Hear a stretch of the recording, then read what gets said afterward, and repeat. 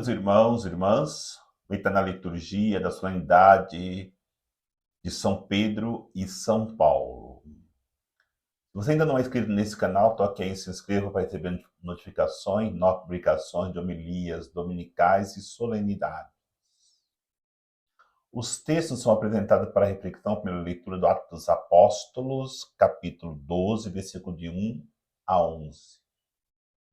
O salmo responsorial é o Salmo 33, como segunda leitura da segunda carta de São Paulo a Timóteo, capítulo 4, versículo de 6 a 8, depois de 17 a 18.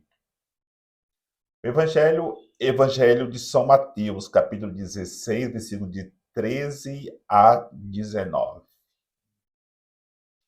Estamos omitindo o 13º domingo do tempo comum para podermos celebrar essa solenidade desses dois grandes apóstolos que são considerados colunas da igreja.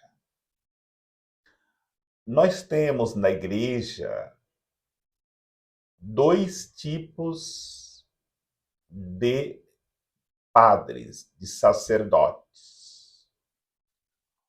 Os padres seculares e os padres regulares.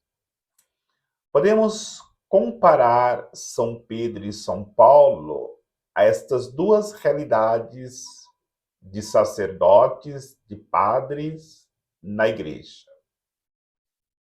Porque o padre secular é o padre diocesano, aquele que ordena na diocese e fica sempre naquela diocese. Ele trabalha somente nas cidades que compõem a diocese. Os padres regulares, que estão sobre regras, são os padres religiosos, consagrados e podemos dizer missionários. Esses já não ficam somente na diocese. Esses padres, eles são enviados em missão. Eu sou de uma comunidade missionária Providência Santíssima, que somos consagrados e missionários. Por isso, eu não trabalho ou não trabalhei em uma única diocese. Já trabalhei em várias dioceses do Brasil, já trabalhei e fiz trabalhos fora do Brasil, porque somos enviados em missão como padres regulares, que tem uma constituição, que tem uma regra que nos envia para várias partes da nação ou até do mundo para poder evangelizar como missionários. Estou fazendo esta reflexão porque temos na figura de Pedro o padre secular. No caso de São Pedro, ele foi apóstolo, bispo e, vamos ver no Evangelho, recebeu primado entre os apóstolos, o primeiro papa da igreja. Então ele estava mais como padre secular, como padre diocesano. No entanto, também não é que o padre diocesano não possa sair em missão. Como Pedro foi a Roma, fez muitas viagens, mas não como São Paulo, que era um padre que era enviado e depois ele mesmo, sentindo a necessidade da igreja, ia em várias regiões como missionário para poder anunciar o evangelho e a boa nova.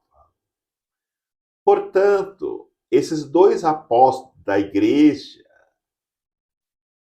eram para a igreja verdadeiros sinais da presença de Jesus Cristo nas comunidades.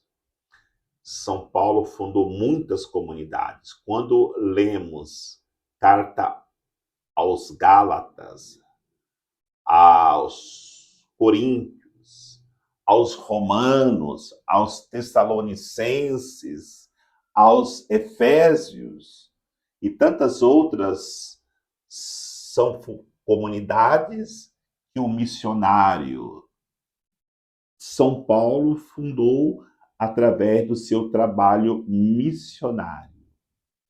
E a igreja, seja ela uma igreja diocesana ou missionária, sempre foi perseguida e sempre será perseguida, porque Jesus já disse isso.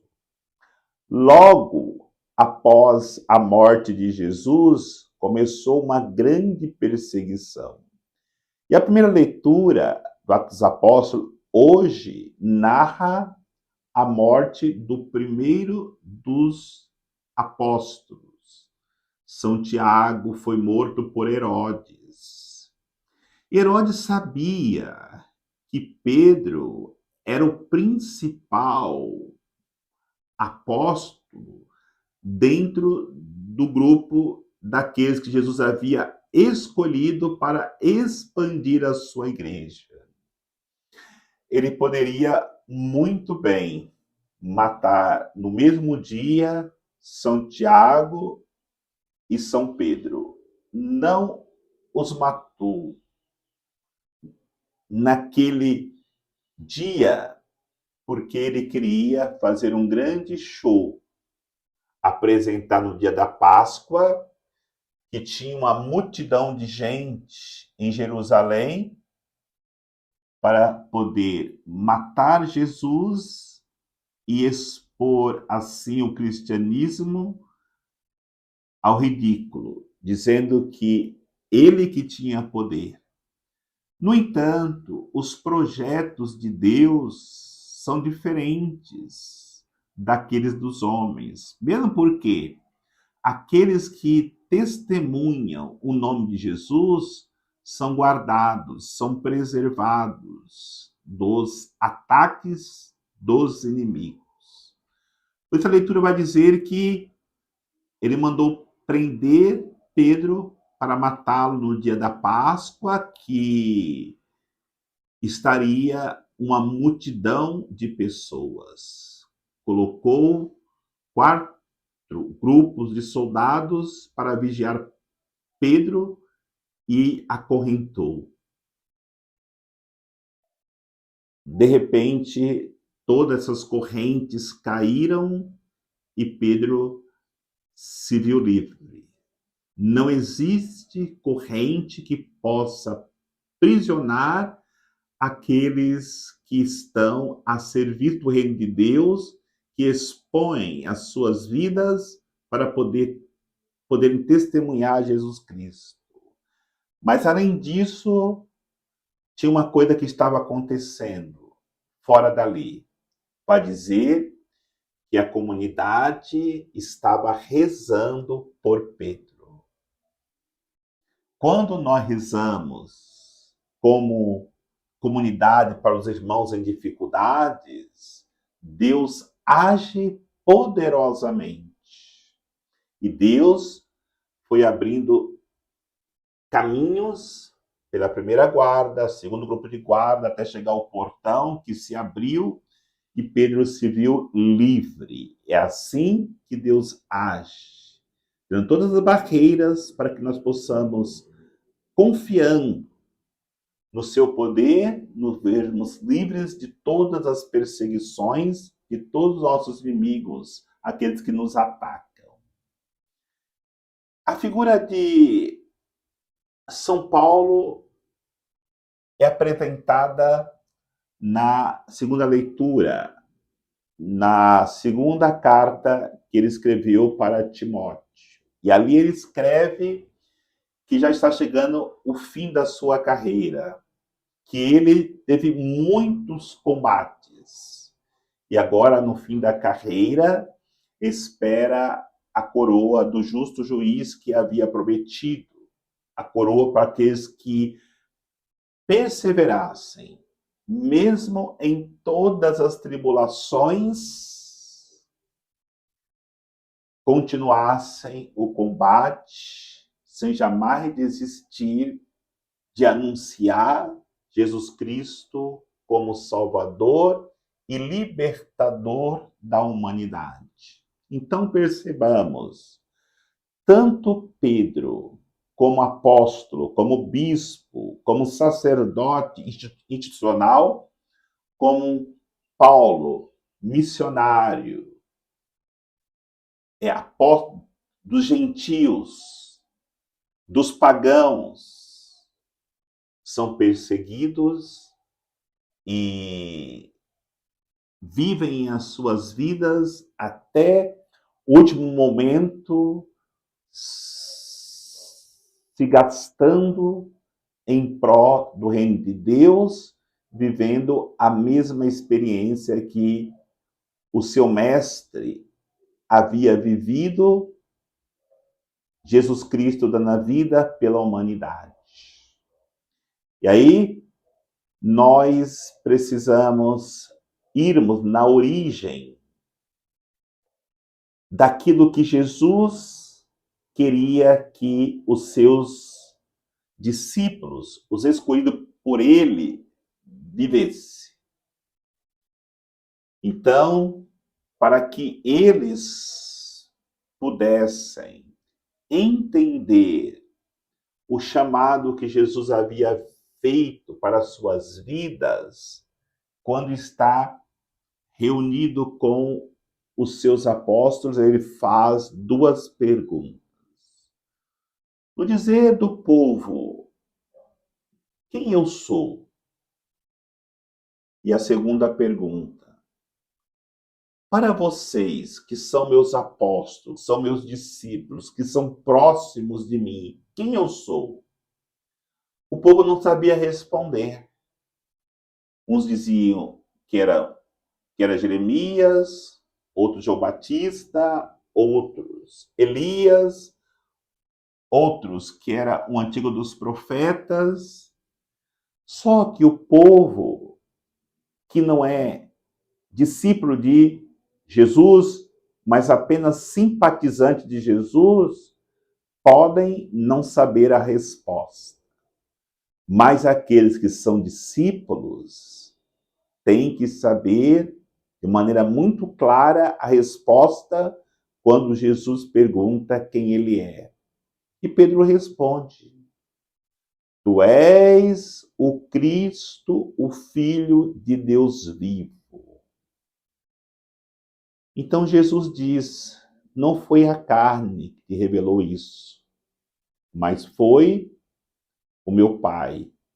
Foi uma ação do Espírito que inspirou a Pedro a dizer que Jesus era Filho de Deus. E aí, Jesus confia a Pedro, a igreja, o primado entre os apóstolos. Se Jesus era e foi a pedra fundamental, Pedro foi a primeira pedra colocada sobre esse edifício que é a igreja, para que ela permaneça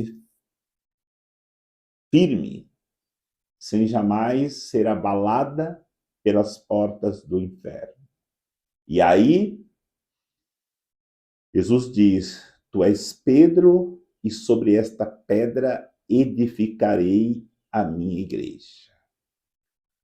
Só que a resposta de Pedro ainda não estava perfeita, porque Jesus, de fato, é o Filho de Deus vivo. Só que Jesus vinha constantemente dizendo para os seus discípulos que ele iria sofrer muito, que seria entregue nas mãos dos sumos sacerdotes, dos doutores da lei, iria morrer e no terceiro dia iria ressuscitar. A resposta de Pedro chegou apenas no Cristo, Filho do Deus vivo. Por quê? Porque Pedro não queria abraçar a cruz, não queria entender o anúncio da paixão. Então a resposta seria essa: tu és o Cristo, Filho do Deus vivo, que será entregue nas mãos dos poderosos, morrerá crucificado, mas ressuscitará. Esta é a verdadeira profissão de fé. Por isso que depois, na hora que Pedro foi mais exigido, ele fugiu da cruz. O negar Jesus é o fugir da cruz. E por isso ele chorou amargamente. Não dá para dizermos que Jesus é o Cristo, Filho de Deus vivo, sem aceitar a dimensão da cruz. Então, a resposta, quando Jesus perguntar para nós, como seus discípulos, como seus enviados, é respondermos: tu és o Cristo, Filho de Deus vivo, que será crucificado e com a sua morte, paixão e ressurreição, resgatará toda a humanidade, lhe oferecendo a salvação eterna. Queridos irmãos e irmãs, que possamos hoje celebrando esses dois grandes apóstolos, este sacerdote São Pedro, que na cátedra de Roma edificou a igreja, e hoje Francisco, que senta nessa cátedra institucionalmente, ele dirige toda a igreja. E tantos missionários que imitam pelo mundo inteiro, que vivem como viveu São Paulo, como missionário, revele assim ao mundo essa presença de Jesus Cristo no coração de cada um daqueles que se abrem à graça de Deus. Que o Senhor nos abençoe, em nome do Pai, do Filho e do Espírito Santo. Amém.